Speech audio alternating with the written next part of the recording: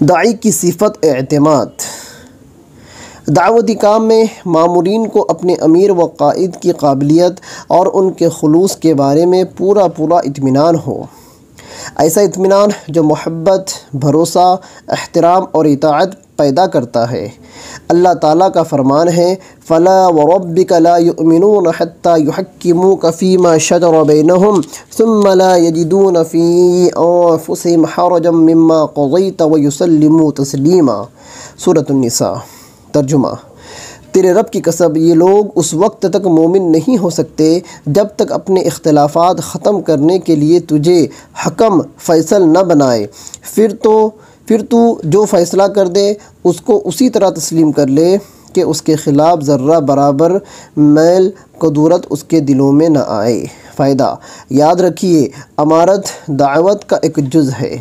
امارت کے بغیر دعوت کا کوئی وجود نہیں۔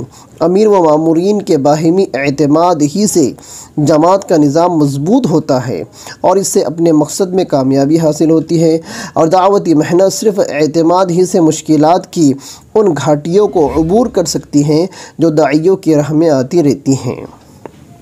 اسی صورتحال کو قرآن مجید میں یوں بیان فرمایا ہے فَأَوْلَىٰ لَهُمْ طَاعَةٌ وَقَوْلٌ مَّعْرُوفٌ۔ سورہ محمد۔ ترجمہ: افسوس ہے ان کے حال پر، انہیں چاہیے تھا کہ وہ فرما برداری کرے اور اچھی باتیں کہے۔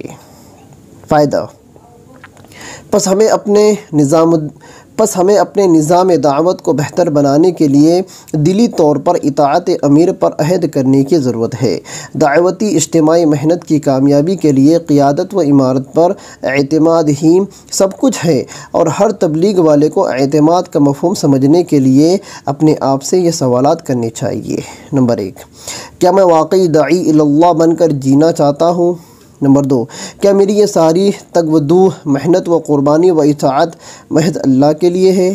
نمبر 3، کیا میں میرے امیر کی باتوں کو خود کی رائے پر ترجیح دے رہا ہوں؟ نمبر 4، کیا میں اپنی زندگی کا ساز و سامان دین کی سربلندی اور دعوتی تقاضوں پر لٹا رہا ہوں؟ نمبر 5، کیا میں دعوتی کام کو دین کے دیگر کاموں پر فوقیت دے رہا ہوں؟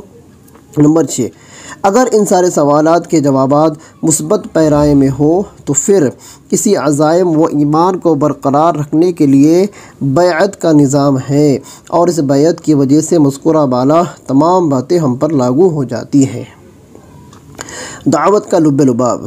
نمبر 1، ہمیں اللہ چاہیے، اس کے سوا کچھ نہیں۔ نمبر 2، رسول اکرم صلی اللہ علیہ وسلم ہر کام میں ہمارے رہنما اور رہبر ہوں۔ نمبر 3، دعوتی کام ہمارا مقصد زندگی ہو۔ نمبر 4، اور اسی دعوتی کام کو کرتے کرتے ہم دنیا سے چلے جائیں۔ نمبر 4، تنبیہ: اپنے آپ کو سختی کے ساتھ ان اعمال کا پابند بنائے اور ان لوگوں کی طرح ہرگز نہ ہونا جو بے دست و پا لوگوں کی طرح گھروں میں بیٹھے رہنے کو ترجیح دیتے ہیں۔